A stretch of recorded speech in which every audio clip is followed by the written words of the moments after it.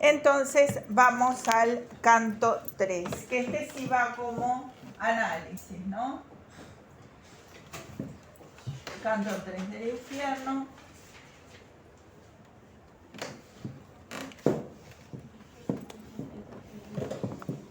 ¿Quién empieza entonces ahí a leer esa primera parte? Solo la primera párrafo. Yo leo. Sí. Por mí se va la ciudad del llanto, por mí se va el eterno dolor, por mí se va entre la gente perdida. La justicia, ánimo mi sublime arquitecto, me hizo la divina potestad, la suprema sabiduría del primer amor. Antes que yo no hubo nada creado, a excepción de lo inmortal, y yo duro eternamente. Oh vosotros los que entráis, abandonad toda esperanza. Ahí está. Bien. Entonces, vieron que este canto no tiene ninguna fase introductoria, ningún nexo que sirva de continuidad con el anterior, sino que ahí ya se presenta lo que acabó de leer la compañera, que ¿qué sería? ¿Sí? La inscripción de los cuartos del Ahí está, es decir, que comienza sin nada que lo introduzca, comienza en lo que dice entonces en la puerta del infierno. ¿Tá? Y es muy interesante entonces, y eso sí lo vamos a escribir, lo que dice, ¿no? Entonces, inscripción en la puerta del infierno.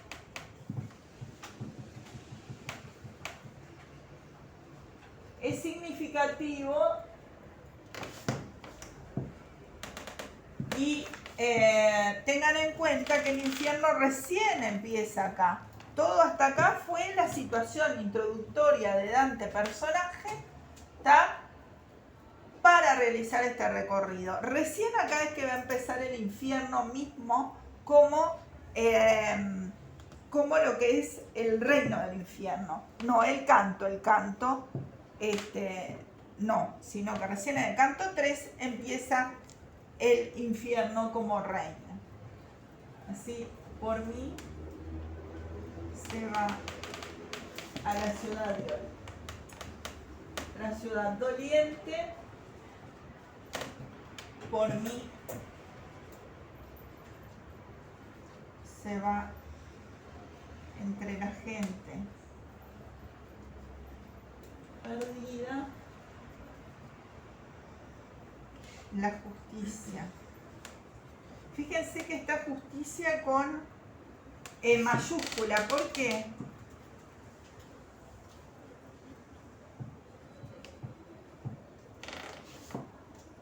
Justicia y autor está con supremo. Fíjense, la justicia movió a mi supremo autor, también está con mayúscula. Me hicieron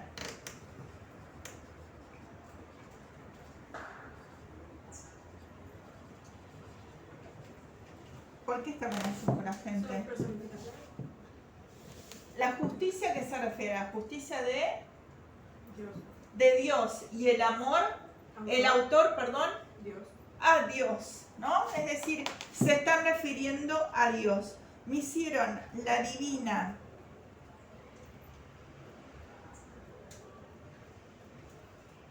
potestad, coma, la suma sabiduría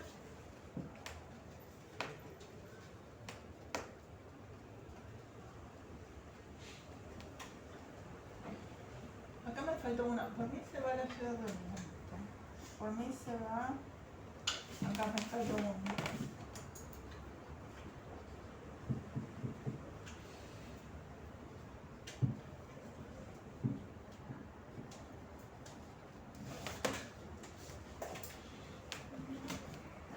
Sabiduría y el amor primero.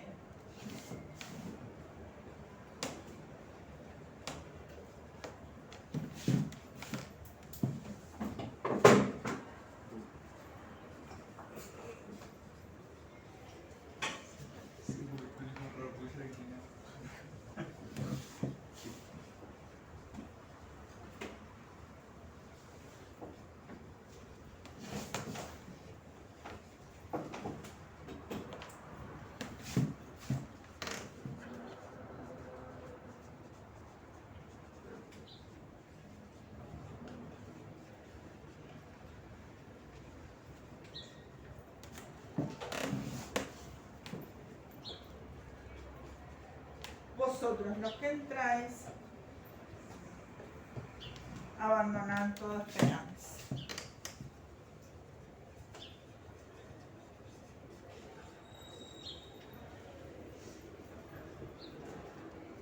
Así que acá en primer lugar, fíjense entonces que tenemos esta repetición, ¿no? Por mí se va a la ciudad doliente, por mí se va a las penas eternas, por mí se va entre la gente perdida. ¿Qué hay allí? ¿Cómo se llama? No, Repetición anafórica. anáfora. Hay una anáfora. ¿Tá? Por mí se va, por mí se va. ¿Tá? Se va. ¿Tá? Es decir, que hay una anáfora. Recuerden que la anáfora es el recurso de repetición que consiste en la reiteración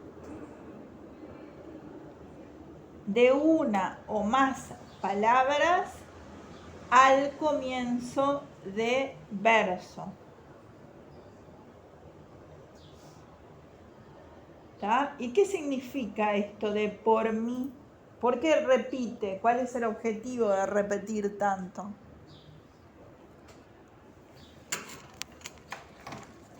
¿Sí?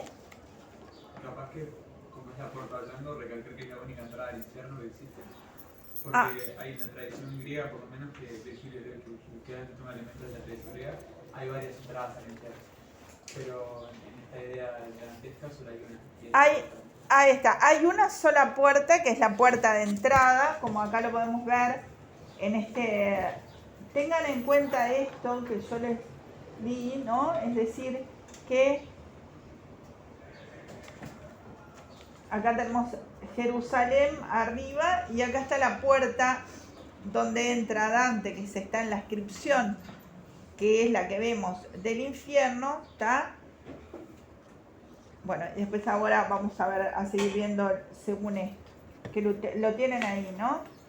Bien, entonces, fíjense entonces que tenemos ahí entonces justamente la reiteración por la importancia. Cuando recuerdan que la idea es hacer el énfasis, una que es la única, una que el ingreso ahí significa dejar toda esperanza, es decir, que una vez que se ingresa, ¿tá? No para Dante, que va a hacer todo el recorrido, pero sí para todos los demás,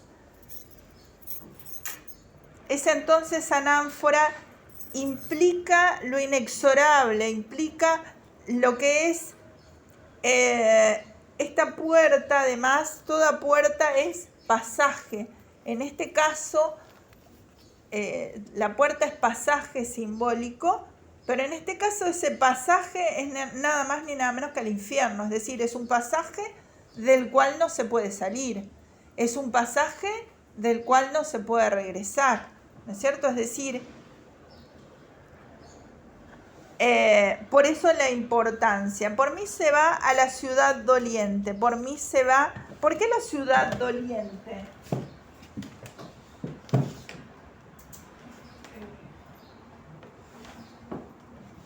¿Qué hay acá? ¿Qué figura hay acá? No. Hay una personificación en la puerta porque está como hablando esa inscripción, ¿no? Es decir, es como si a través de ella pasara. Pero acá, que dice a la ciudad doliente, en particular, ¿qué sería? ¿Una? ¿Acá? No sé si es un recurso, pero puede ser que está aludiendo a Diste. A la ciudad doliente no, está aludiendo al infierno, ¿no es cierto? Está aludiendo al ingreso, justamente al sufrimiento. Una perífrasis. Es una perífrasis del infierno. Perífrasis que consiste en hacer un rodeo y no decir directamente.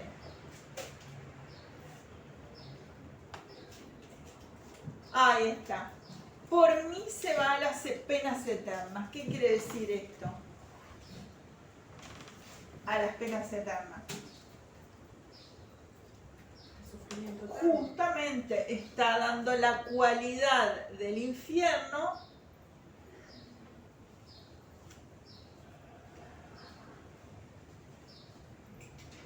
de justamente eso de no poder salir. Es decir, que igualmente está haciendo perífrasis del infierno. Y por mí se va entre la gente perdida. Lo mismo, ¿no es cierto? Es decir, aludiendo a lo que es la gente entonces que ha cometido pecado. Es decir, son 3 perífrasis que se refieren al infierno.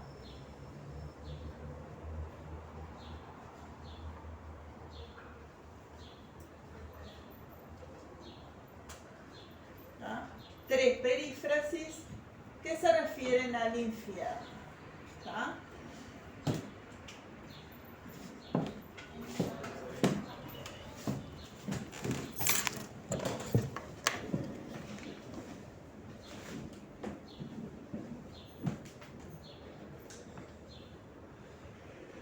Fíjense entonces.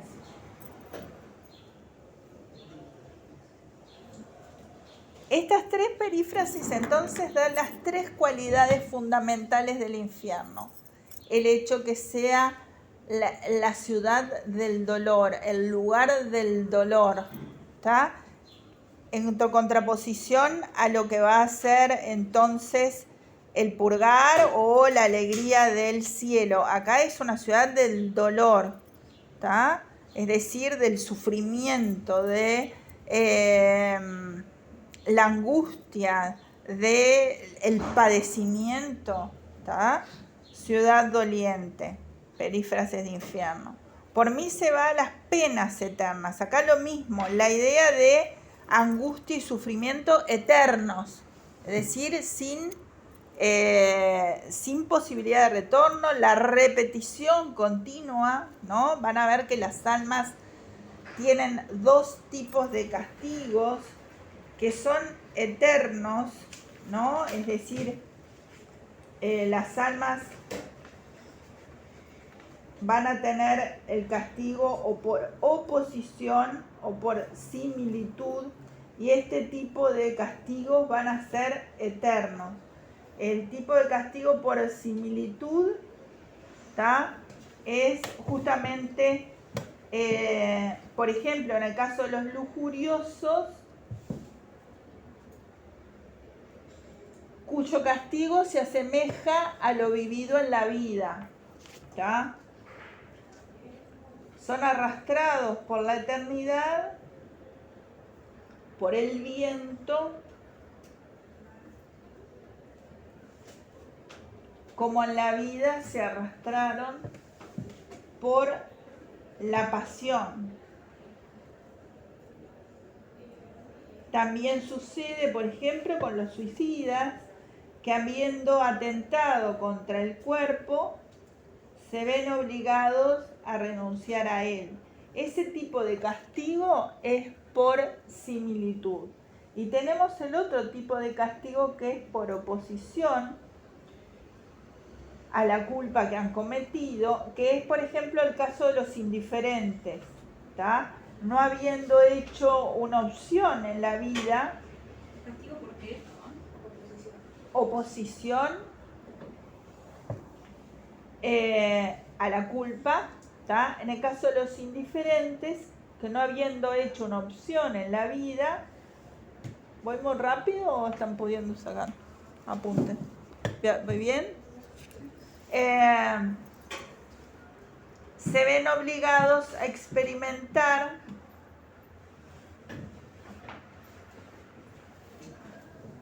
el acicate de los moscones y avispas.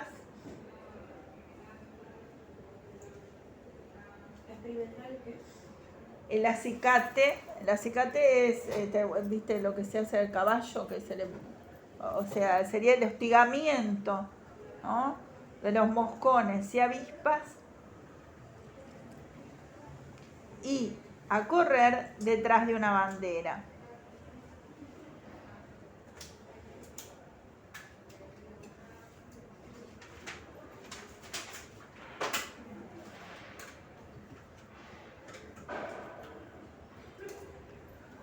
todos estos castigos cobran su verdadera dimensión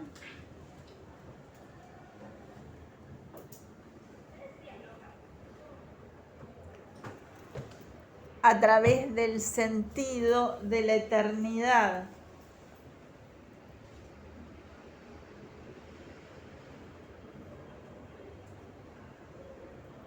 O sea que el condenado no tiene ninguna esperanza.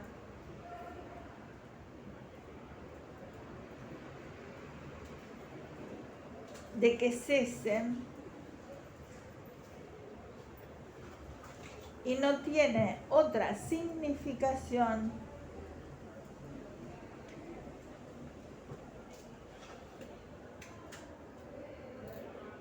Esperanza. de que cesen, o sea, de que terminen, y no tienen otra significación que la del dolor. Cobran su verdadero, perdón. Verdadera dimensión.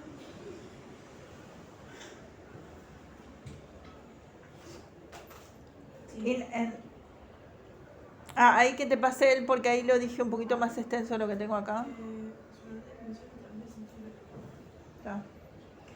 Bueno, entonces los demás se quedaron Y no y no tienen ninguna esperanza de que cesen y no tienen otra significación que el dolor que ellos producen, ya que se repetirán idénticamente por siempre sin que sirvan para disminuir su culpa. Es decir, no, esa culpa no se termina nunca, ¿no? No es como en el purgatorio, sino que acá el dolor es eterno. Por eso habla de las penas eternas, la ciudad doliente y la gente perdida, ¿no? Es decir, estas tres perífrasis del infierno está haciendo alusión a estas formas de castigo que le van a producir un dolor eterno y que no van a tener entonces posibilidad de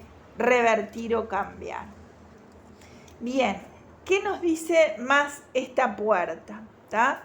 Es decir, el hecho de esa entrada, de ser un antes y un después, entrada que no se va a poder dejar, entrada que no se va a poder volver hacia atrás, ¿no? El hecho de que van por estas tres perífrasis al infierno. La justicia movió mi supremo autor. Allí entonces esa justicia y refiriéndose a Dios y el autor. ¿A qué me querías decir tú? No, de esa frase de justicia moral. Sí. Ahí para mí está refiriendo a que el infierno como tal existe por justicia, porque tiene que existir la posibilidad de rechazar a Dios para ser finalmente libres y tener libre albedrío. Porque si no existiera el infierno, todos iríamos al paraíso y no podríamos decidir. Esa creo que es la idea detrás de ese. Sí, podría ser. Me parece interesante el hecho de, fíjense, ¿por qué no dice directamente Dios? Porque acá en definitiva dice, la justicia movió a mi supremo autor. O sea, el autor es el creador. ¿Quién es el creador del infierno? Dios. Eso es importante tenerlo claro. ¿Por qué no dice directamente Dios me creó por motivos de justicia? Porque no, y van a ver que esto se repite en todo el infierno, no nombran a Dios. Siempre que lo hacen perifrásticamente. Inclusive cuando lo nombre Dante o Virgilio, van a ser por perífrasis, por no nombrar a Dios en el infierno. Desde acá lo vemos entonces. La justicia movió a mi supremo autor. El supremo autor es Dios, ¿tá? El supremo autor del infierno, pero no lo puede decir, ¿tá? Es decir, que lo dice también de una forma de circunloquio o perífrasis, ¿tá? Y dice los dos móviles. Es decir, las dos cosas importantes. que Dios fue el creador y que por justicia lo hizo. Y la justicia un poco eso que yo le hice repetir al compañero hoy cuando dieron la presentación, justamente lo difícil de entender, que ahí lo daban ustedes cuando estaban ya en el paraíso, pero lo difícil de entender esto del castigo. ¿Cómo sería y quién puede decir de vuelta esa idea?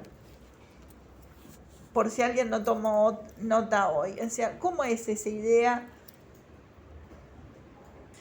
¿Por qué entonces, por un lado el libre albedrío, pero el otro lado el castigo? ¿Qué dicen? Él ya lo dio hoy relacionado con lo otro, pero... O sea que en realidad Dios en teoría estaría dando el libre albedrío a todos los seres de su creación, sin embargo, digamos, Él, cuando esas almas vayan a, digamos, pasen, mueran, va a decidir si a través de su libre albedrío hicieron la bondad o no.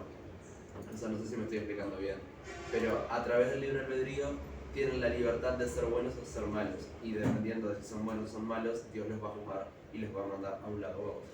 Ahí está, ¿no? ¿Acá querías agregar algo? No, eso mismo. Claro, Bien. el infierno existe para que exista la posibilidad de rechazar a Dios.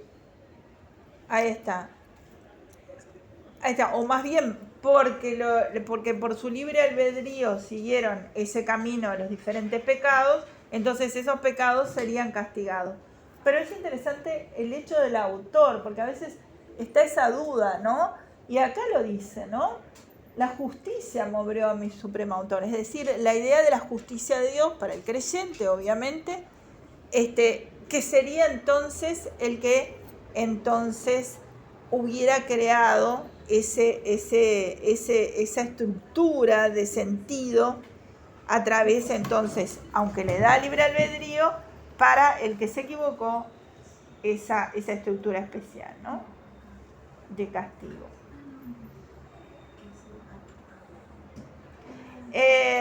Vieron que esta puerta del infierno da un sentido impactante, ¿no? Porque la idea de entrar y no poder salir, la idea del dolor permanente, la idea de la eternidad, ¿no? Es decir, cuando se sufre algo y se tiene la fe de, bueno, en tal momento va a terminar, ¿no? Como el purgatorio, sí. Pero cuando es algo eterno, es lo más doloroso, tan o igual o más doloroso que el castigo mismo, es la falta de fe en eso, ¿no? De poder salir. Entonces, para el lector es un impacto despiadado.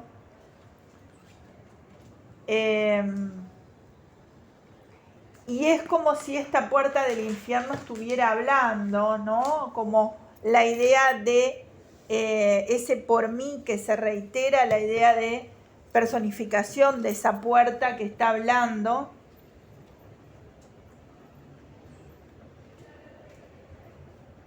Me hicieron la divina potestad. Cuando dice me hicieron la divina potestad, habla de la divina Trinidad, ¿sí?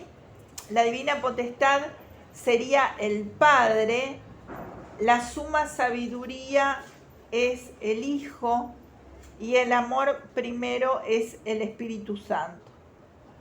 Así que cuando dice me hicieron la divina potestad sería el Padre, la suma sabiduría sería el Hijo y el amor primero sería el Espíritu Santo. ¿Tá? Antes que yo no hubo otra cosa creada, sino lo eterno, y yo permaneceré eternamente. Vosotros, los que entráis, dejad aquí toda esperanza. Profe, ¿era la divina potestad del Padre, la suma sabiduría del Hijo y lo otro? Y el amor primero es el Espíritu Santo.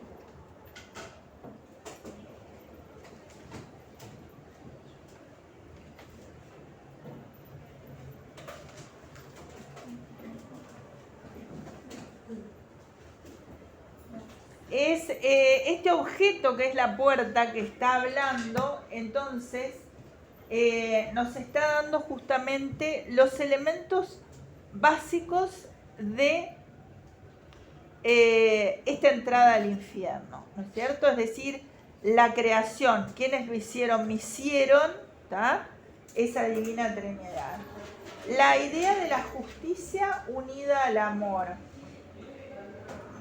La justicia unida al amor que está compendiada en Dios. El amor y la justicia son un misterio, ¿no? En Dante la amenaza del infierno se hace eterna. Eso se ahonda y radicaliza la posibilidad trágica del infierno como condena eterna.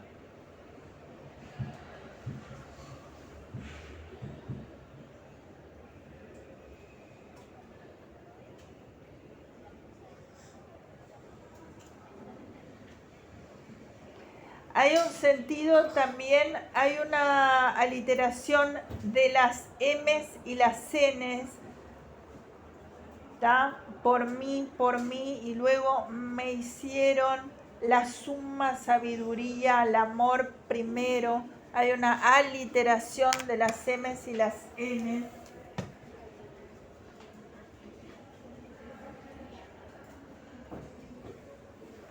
M's y N's. Que la aliteración, recuerdan que era un recurso de repetición que consiste en reiterar un sonido con los efectos semánticos, es decir, significado. En este caso, esa reiteración da la sensación de subrayar lo fatídico, lo inexorable, lo que no se puede. Fíjense cuando dice a nivel fónico, la cosa creada, sino lo eterno y permaneceré eternamente, ¿no? Esa sensación de la M y la N reiterada en todos esta inscripción, que da la sensación de lo que no se puede evadir, ¿no? En este caso, porque recuerden que las aliteraciones siempre están unidas al contexto. Bueno, ¿qué nos quiere decir en este caso? El sentido de lo que no se puede salir, da como lo encerrado, el sonido M y N como que es más nasal, ¿no? Más. Vosotros los que entráis, dejad aquí toda esperanza, ¿no? Es decir, toda esperanza tiene que ser dejada ahí.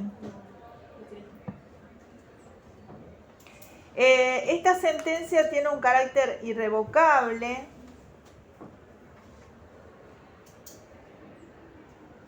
Donde se dictamina la esencia del infierno, ¿no? La esencia del infierno, repito, que es el dolor, la pena eterna, el no poder salir, la repetición inexorable y para siempre. ¿Se dictamina la qué? ¿Es el carácter irrevocable? La sentencia esa inexorable, que no se puede salir, que no se puede, que no hay manera de evitar, ¿tá? El sufrimiento, el dolor, ese juicio inexorable y la repetición eterna de lo mismo, de lo mismo siempre, ¿no?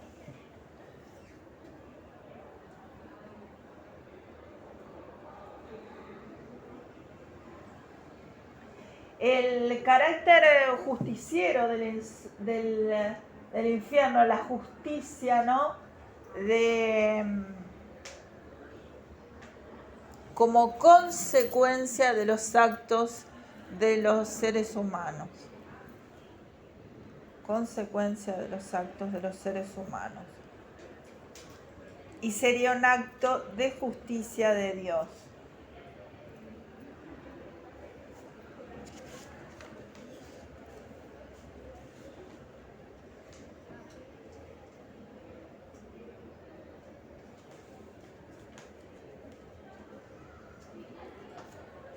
Según el crítico Bordoli,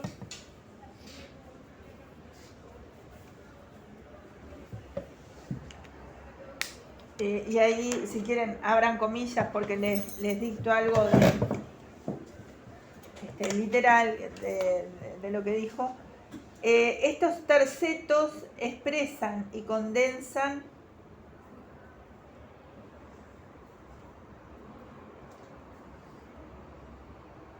lo absoluto de la misión religiosa. ¿Estos tercetos? Expresan y condensan lo absoluto de la misión religiosa.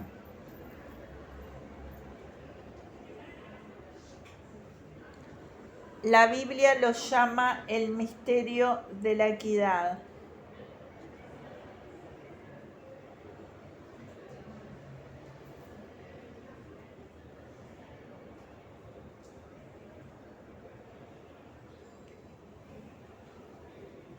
Dos puntos. El amor nos crea libres a su imagen y semejanza.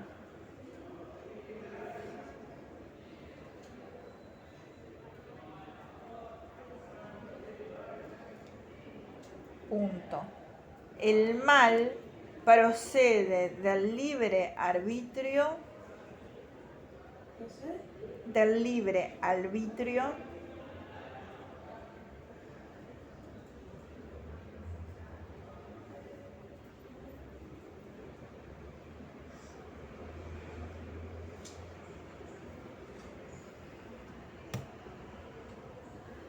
de las personas.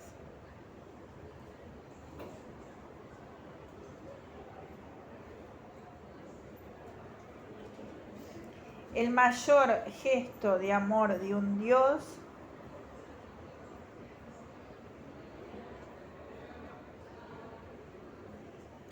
es la de crear seres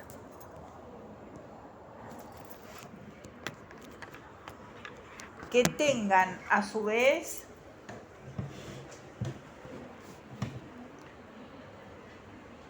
la aptitud de crear seres.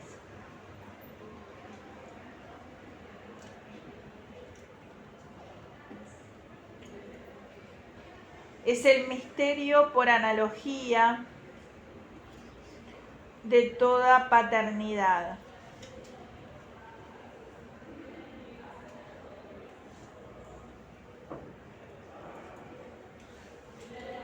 Punto. La justicia y el mal Misterio por analogía. de toda paternidad.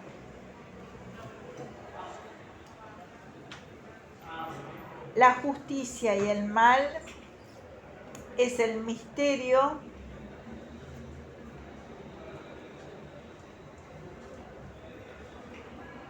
de la paternidad de Dios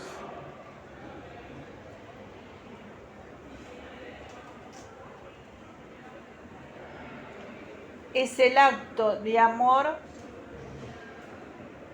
que implica el riesgo.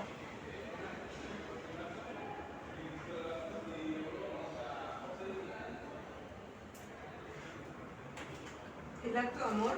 Que implica el riesgo. Esto ya lo vimos en la parábola del hijo pródigo, ¿no? Como ese padre deja irse al hijo y no es porque no lo quiera, sino que es porque lo quiere que lo deja ir. ¿Tá? Esto sería lo mismo que realiza Dios. Bueno, punto y seguido. El verdadero padre es el que deja al hijo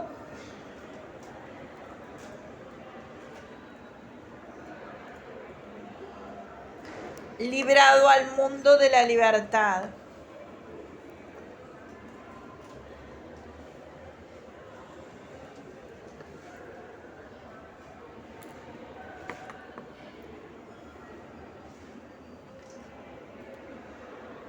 Y acá también nombra la parábola del hijo pródigo. La parábola del hijo pródigo es una lección para los padres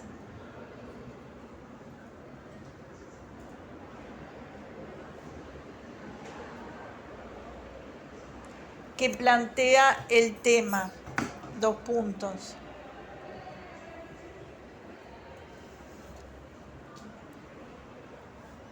Dios crea criaturas libres. ¿Qué plantea? El tema, 2 puntos. Dios crea criaturas libres.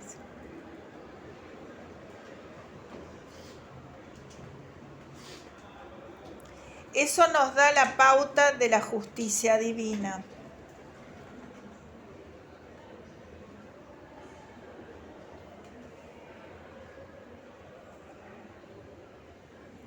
Un mundo en que nada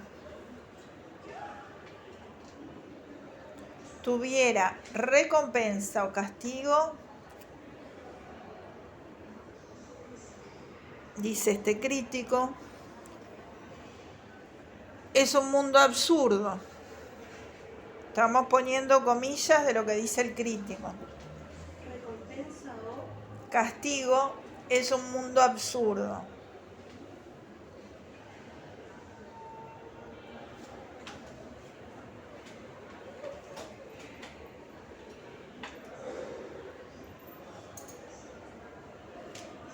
Y después dice, la vida como disyuntiva ética, moral,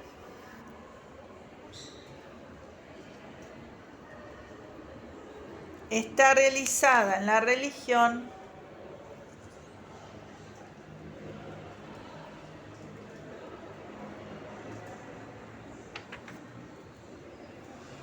por las 3 perífrasis, esa que les dije. La divina potestad, Padre, ¿Está realizada? por medio de esas 3 perífrasis.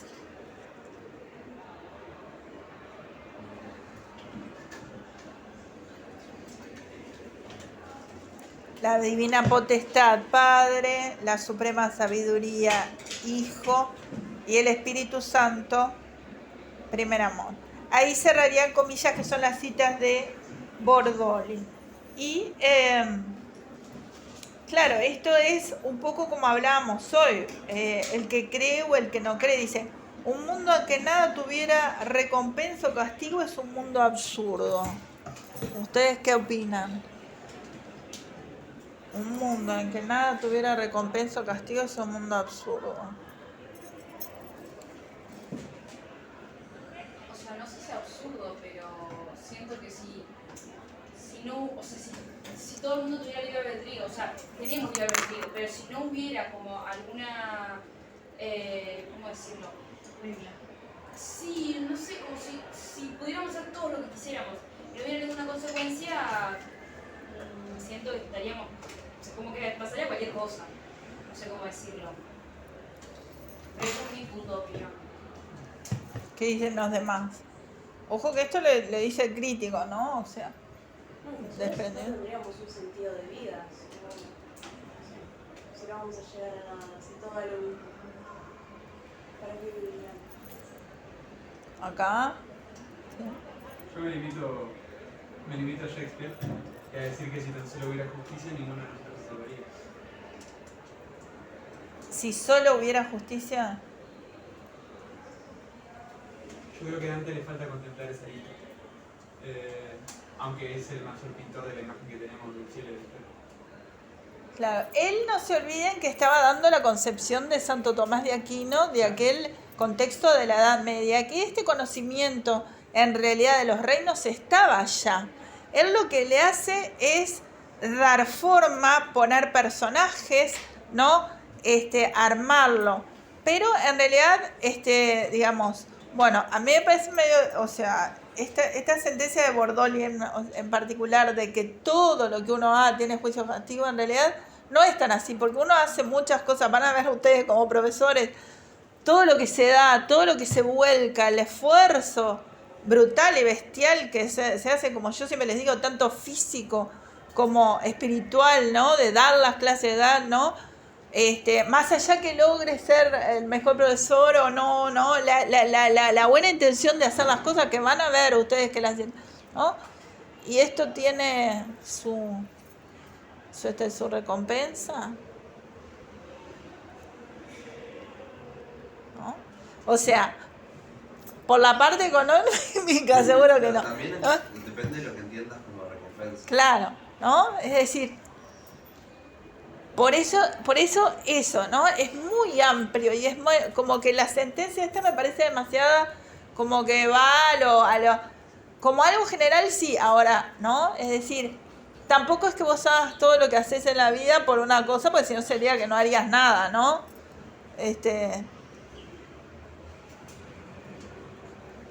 Allá. O sea, para mí lo que trae la mesa de Antico de nuevo, o por lo menos lo rompedor, capaz que contraproducción a la teoría del doctor Aquino, por ejemplo, es la idea de la concepción del mal como algo... La idea, claro. Sí, o sea, el infierno funciona más o menos como una estructura con empleados, gente que hace ejercicio de tortura. Yo creo que también la concepción del mal como algo estúpido, en contraposición a Milton, por ejemplo. El infierno, Milton propone a Satanás, por ejemplo, como alguien que habla, como alguien que engaña, como alguien inteligente. Dante no, Dante solo dispone a Satanás como alguien que llora, dice la mente, y es estúpido. Capaz que la concepción del mal como algo estúpido es el mayor aporte de Dante, o de los conceptos. Ahí está. Nosotros, gracias por el aporte. Eso entonces es a considerar, ¿no? El mundo teocéntrico medieval que hay implícito acá, que ya vamos a ver con Shakespeare que ese mundo teocéntrico pasa a un antropocentrismo, que nosotros, por ejemplo, ya estamos, simplemente por nacer en esta época, en otro entorno, ¿no? Pero eso es lo que plasma Dante acá. Bueno, entonces, reitero entonces acá las figuras, es anáfora, la prosopopeya o personificación de la puerta, ¿no? En realidad, lo que viene a ser prosopopeya es el aspecto el aspecto humano. En realidad acá tenemos lo que es esta figura que en realidad sería como habla, ¿no? Por mí se va, no la figura en sí, sino el hecho del hablar, ¿no? La prosopopeya es una figura retórica que consiste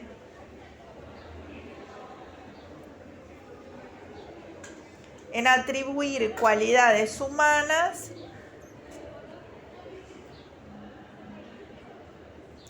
a seres inanimados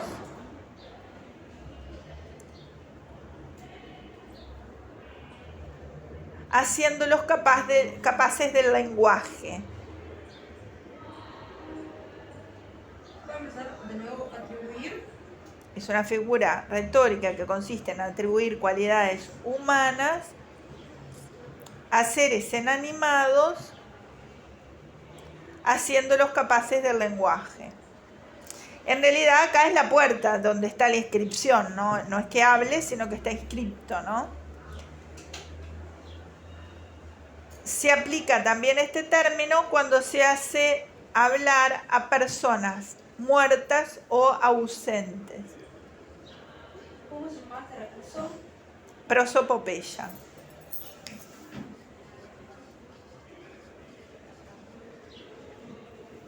¿Cómo fue eso que dijiste recién? Acá. Lo de también se aplica. También se aplica el término cuando se hace hablar a personas muertas o ausentes.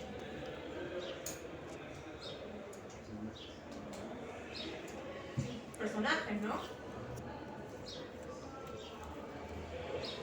Sí.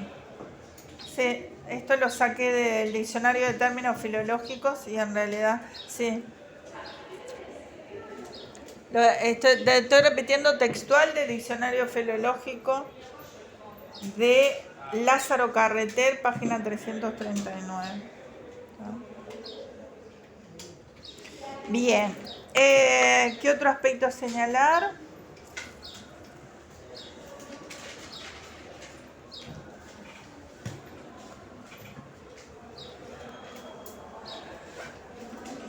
El tercer terceto de esto, ¿no? Antes que yo no hubo otra cosa creada sino el eterno, y yo permaneceré eternamente. El tercer terceto enuncia la condición eterna o perpetua del infierno. En el universo, el único eterno es Dios. ¿Puedo empezar desde el principio? En el tercer terceto. Enuncia la condición eterna o perpetua del infierno.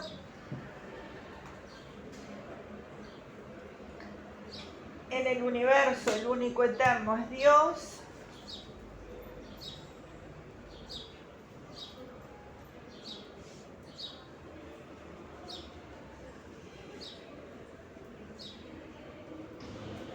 El infierno se origina a causa de la caída de los ángeles.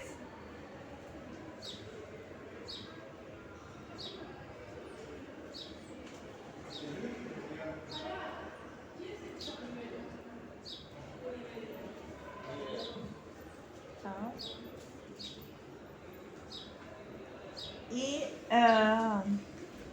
la verdad es Dios. Por lo tanto, el bien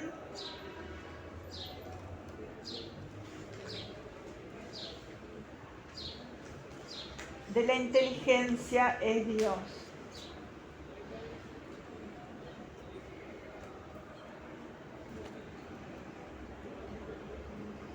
El intelecto, que está unido, por supuesto, al libre albedrío, ¿no?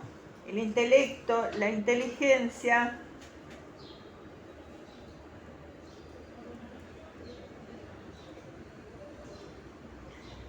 es lo que nos hace diferente a las bestias.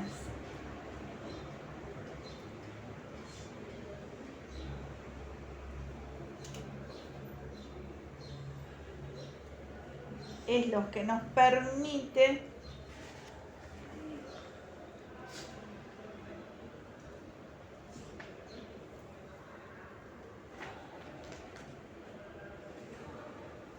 el neto discernimiento. ¿El neto? Sí.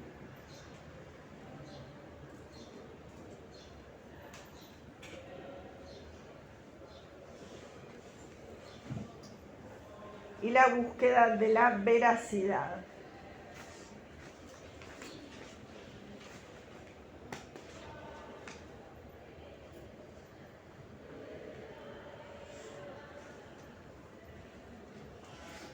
El infierno es la frustración de lo temporal.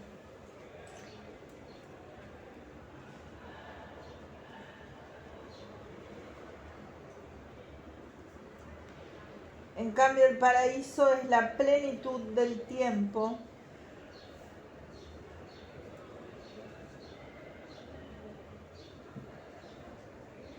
Que marca un acercamiento a Dios. El infierno es la frustración de lo temporal, ¿sabes? Porque es ese eterno sufrimiento. En cambio, el paraíso. En cambio, el paraíso es la plenitud del tiempo que marca un acercamiento a Dios.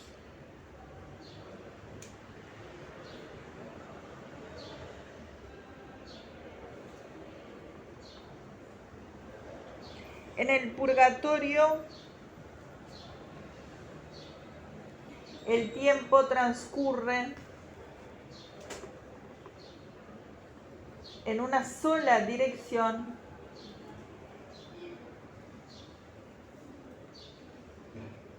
que es la de la salvación.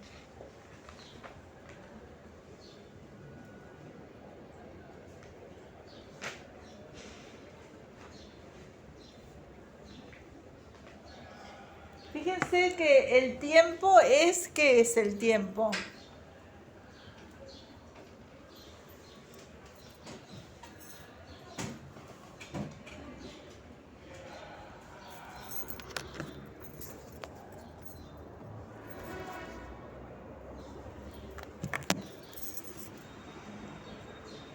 ¿Qué es el tiempo?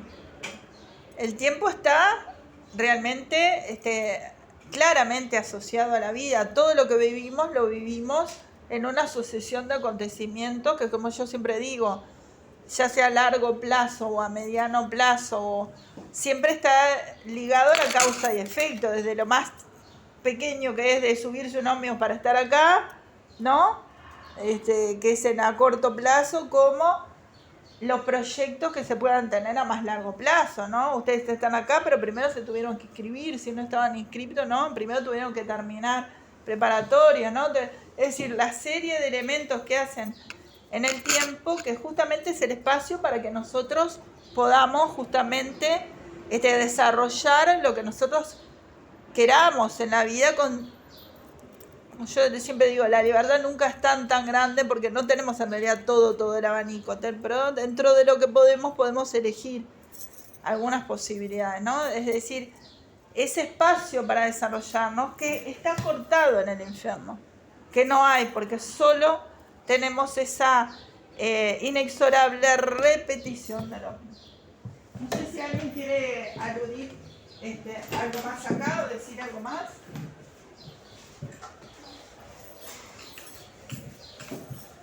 Bien. Entonces ahora, después de esta puerta tan impresionante, tan dolorosa, de tanto impacto, que es justamente esa entrada de la cual no se puede salir, ¿ah? Solo él en su recorrido va a poder hacerlo, y Virgilio, por supuesto, que lo acompaña, pero no todas las almas que llegan a ella, ahí, es que entonces ahora vamos a empezar el recorrido de del personaje, ¿no? Del personaje de Dante. Ay, qué difícil de borrar este marcador, no sé por qué. El pizarrón está muy bien. Bueno, vamos entonces a leer un poquito más ahí. Estas sombrías palabras vi escritas sobre el dintel de una puerta, y al verlas dije: maestro, su significación me espanta.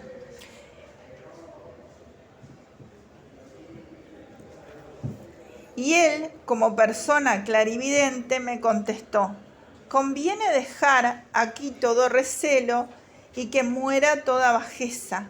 Hemos llegado al lugar donde te dije que verías a la gente condenada que perdió el supremo bien. ¿Está? ¿Cuál es el supremo bien?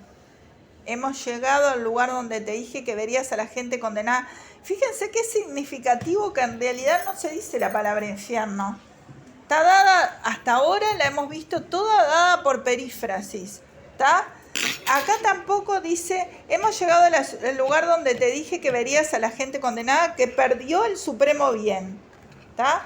Es decir, que no le dice hemos llegado al infierno, sino dice que he llegado, ¿está?, al lugar donde te dije que verías a la gente condenada que perdió el supremo bien. El supremo bien es, según lo que yo les dicté recién, el supremo bien es el bien de la elección, que es el bien de la inteligencia. ¿Está? Justamente lo que recién les hacía referencia a la diferencia con las bestias era justamente el bien de la inteligencia, el bien ese que nos permite proyectarnos a través del tiempo, a través de lo largo de la vida, de lo que queramos hacer o lo que podamos hacer, ¿no?, en relación a siempre el intelecto, ¿no? ¿Querías agregar algo más, Mayora? No. Está. El intelecto, ¿no? Y una vez, y ahí también dado por perífrasis, está dado por otra perífrasis, tanto el hecho que es el infierno, no lo dice en sí, sino que al lugar donde te dije que la gente se condenó por él, perdió el supremo bien, se refiere a la inteligencia, ¿no? Y que una vez que hubo puesto su mano en la mía, con rostro alegre, que me confortó, me introdujo en las cosas secretas. Es decir, Fíjense que acá está el hecho de lo secreto, pero en la traducción del italiano sospetto,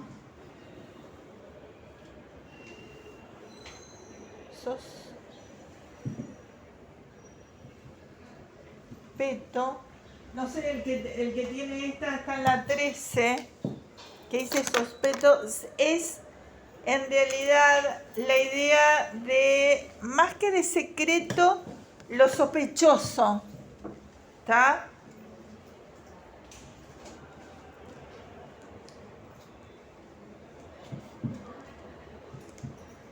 Es decir,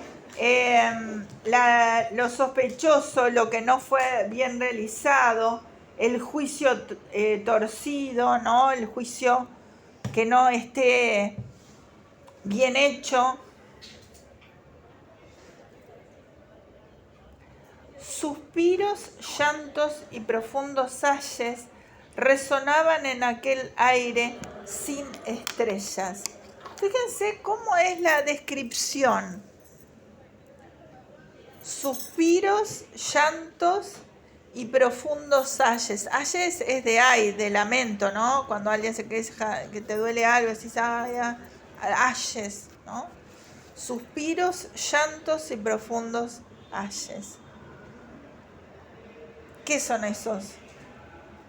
¿Sí? Son imágenes sonoras que intentan ilustrar como que en el infierno nunca hay paz. Es un lugar que siempre está como... Ahí está. sonando, digamos. Ahí está, ¿no? Las imágenes auditivas, que son 3 entonces en esta primera entrada, ¿no? Suspiros, llantos, bueno, que el suspiros es por el penar, el llanto, ¿no? Es el reflejo del dolor, y los ayes también, esa ayes que es la onomatopeya del quejo, del quejarse, ¿no? Y hay una imagen visual del cielo sin estrellas. Ahora vamos a eso, sí. Resonaban en aquel aire sin estrellas, es decir, imágenes auditivas, ¿tá? Y después la imagen, como dices tú, visual del cielo sin estrellas, ¿no? La falta de luz, ni siquiera hay estrellas, ¿no? Lo que al principio me conmovió. Extraños lenguajes, horribles blasfemias. Blasfemias son insultos, improperios contra Dios, palabras de lo dolor, acentos iracundos.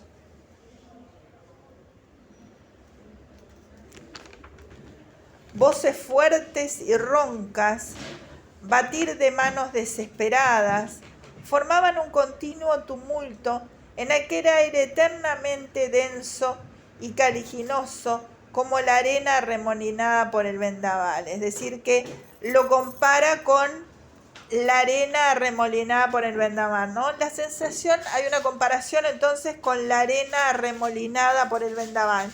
Todo eso que él oye lo compara quizás por el remolino. ¿Por qué será esa comparación con la arena remolinada por el vendaval?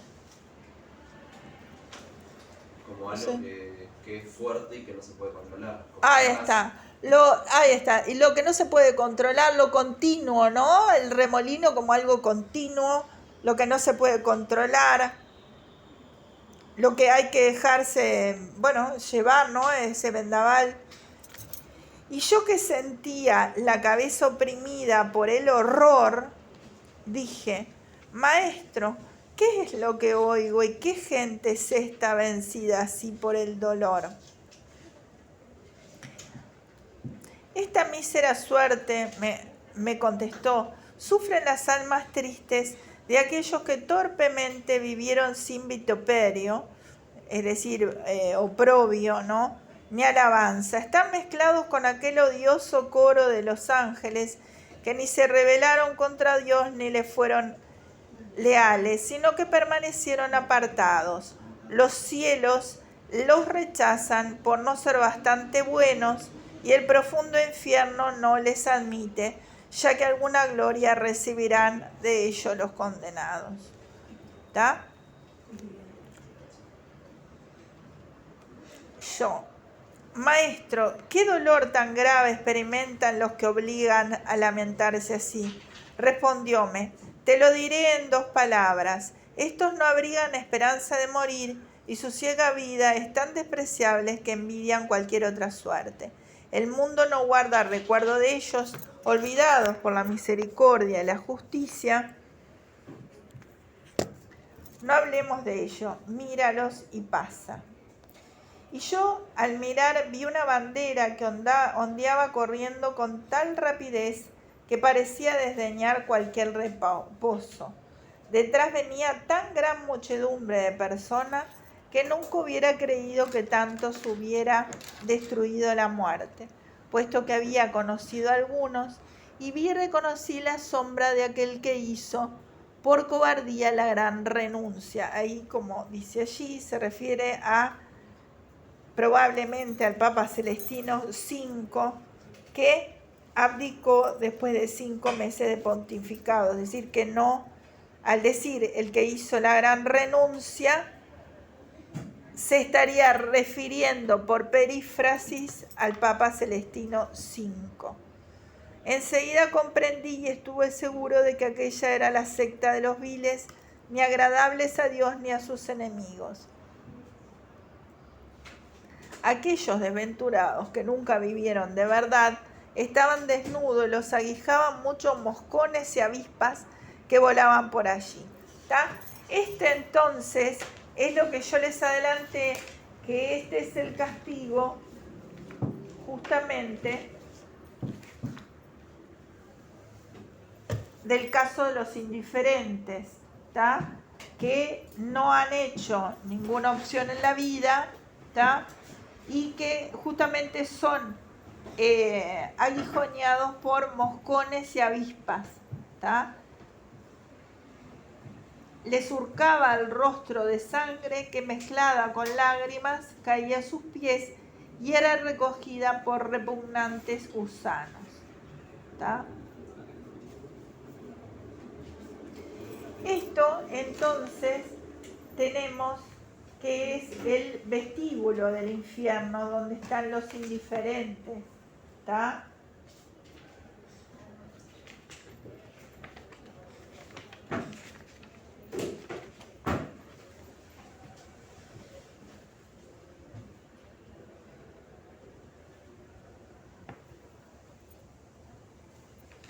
Bien. Después me puse a mirar más allá y vi gente a la orilla de un río por el cual dijo, Maestro, dígnate decirme quiénes son y qué ley los obliga a parecer tan impacientes por pasar como percibo a esta claridad tan débil. Y él me contestó, te lo explicaré cuando detengamos nuestros pasos en la triste orilla del Aquerón. ¿Tá? Entonces ahí tenemos este Aqueronte. El río que separa la vida de la muerte. Ahí está. Tenemos el vestíbulo del infierno antes que este Aqueronte, que justamente es el río del dolor. Según los paganos, habían que pasarlos para entrar al infierno. Y Dante combina elementos paganos con elementos del cristianismo.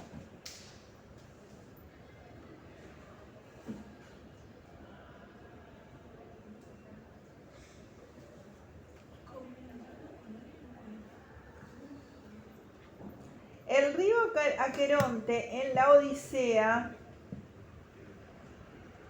Profe, ¿combina con NB o con MB larga? MB. La M y la B siempre están juntas. Sí, pero no me acordaba si era con Con vina o con. Ah, no, vina. no, con más vina. Bueno. Bien. Entonces, el río Aqueronte, anótense unas palabras. En la Odisea aparece una descripción del mundo subterráneo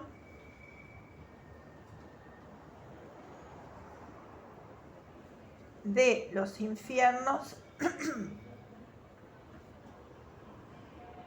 El mundo subterráneo de los infiernos. de los infiernos, en que se menciona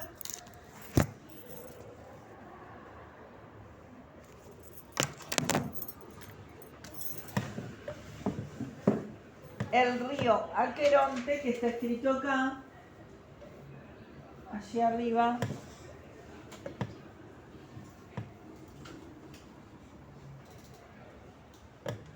al lado del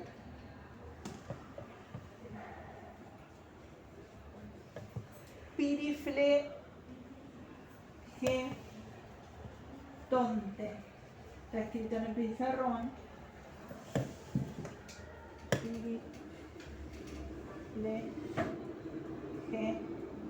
Piriflegetonte y el Cósito.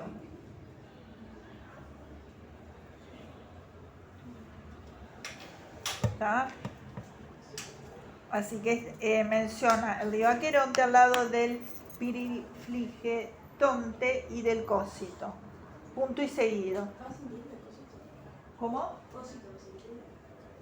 Sí, acá está, sí, en realidad sería Cosito. Sí. Acá no tiene tilde, es grave con terminación obligatoria de grave, por lo tanto Cosito sería.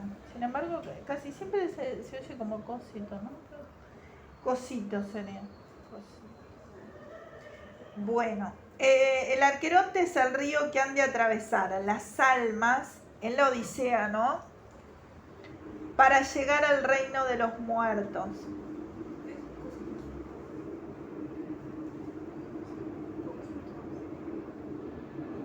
¿Qué pasó? Que lo busqué en griego y el acento en griego está en la última voz.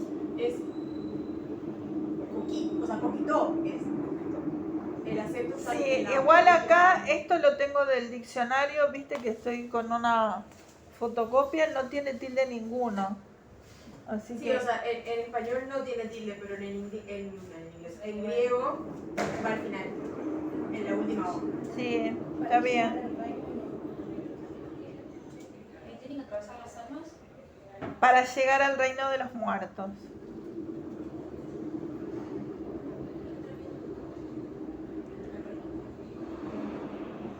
Un barquero, Caronte, que también lo vemos acá después, enseguida. Bueno, ya no nos va a dar hoy, pero bueno. Un barquero, Caronte, se encarga de pasarlos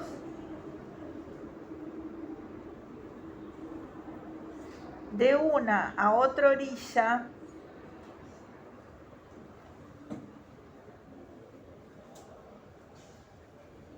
de una a otra orilla, punto.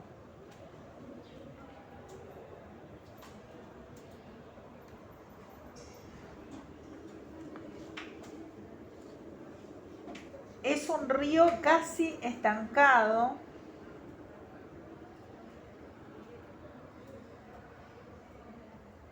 Sus márgenes son fangosas y están cubiertas de cañaverales. Cañaverales son las cañas, ¿no? Estancado. Sus márgenes son fangosas y están cubiertas de cañaverales.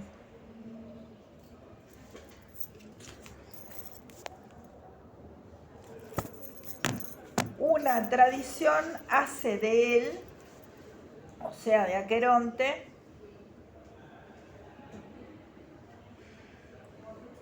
un hijo de la tierra, Sus márgenes son fangosas y están cubiertas de. cañaverales. Una tradición hace de él un hijo de la tierra, Gea, El río. ¿sí?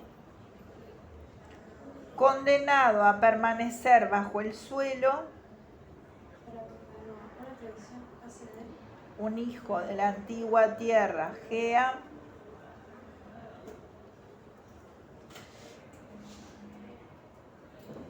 condenado a permanecer bajo el suelo,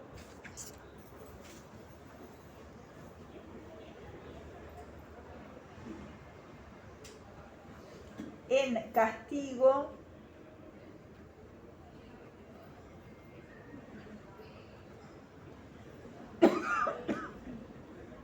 de una antigua falta, 2 puntos.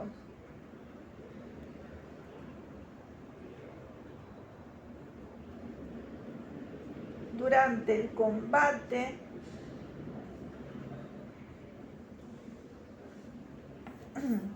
entre los olímpicos y los gigantes,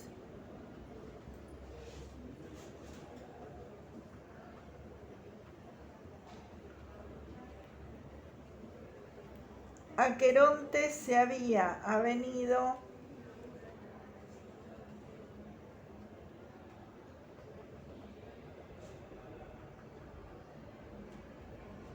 a dar de beber a estos, se había ha venido a dar de beber a estos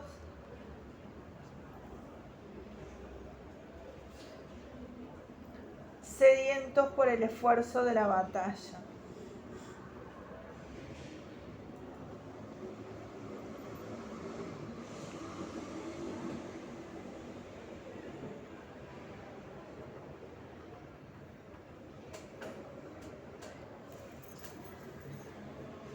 Existía un río llamado Aqueronte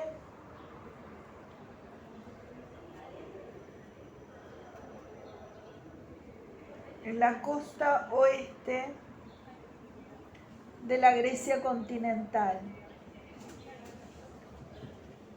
Aqueronte en La costa oeste de la Grecia continental.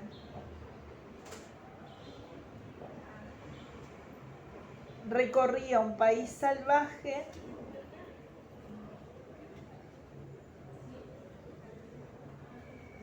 y durante cierto trecho se perdía en una profunda falla. y durante cierto trecho Durante un cierto trecho se perdía en una profunda falla.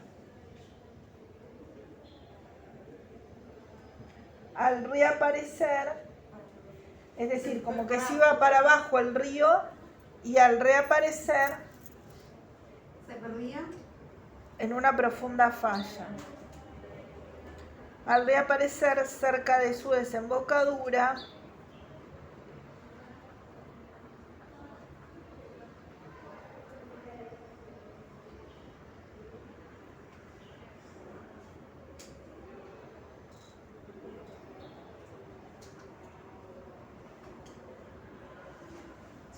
formaba un pantano insalubre en un paisaje desolado.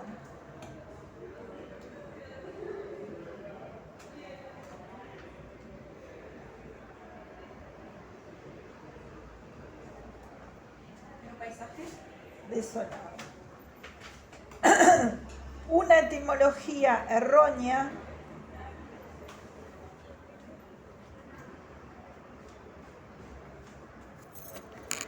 que derivaba su nombre de la palabra griega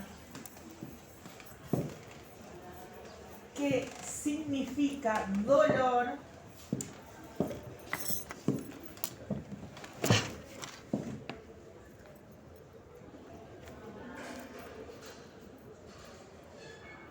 así como de las particularidades del río antes mencionado,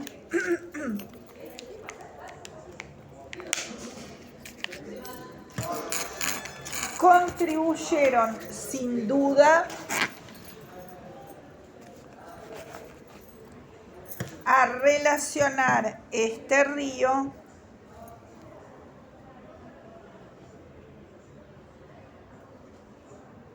con el infierno y fueron trasladados al mundo subterráneo. Contribuyeron sin duda A relacionar este río con el infierno y fueron trasladados al mundo, subterráneo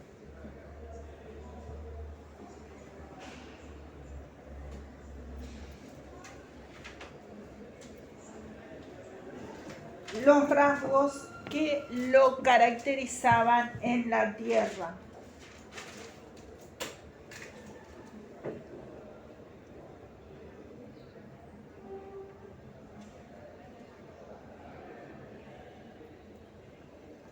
Esto que les acabo de dictar es del diccionario de Pierre Grimal. Y vamos a ver en la clase que viene lo que es acá en la Divina Comedia, este río y su significado en la clase próxima, ¿no? Pero lo importante es que no es que lo invente este autor, ¿no? O sea, se tenía toda una tradición según el diccionario de Pierre Grimal y los textos que ya les mencioné.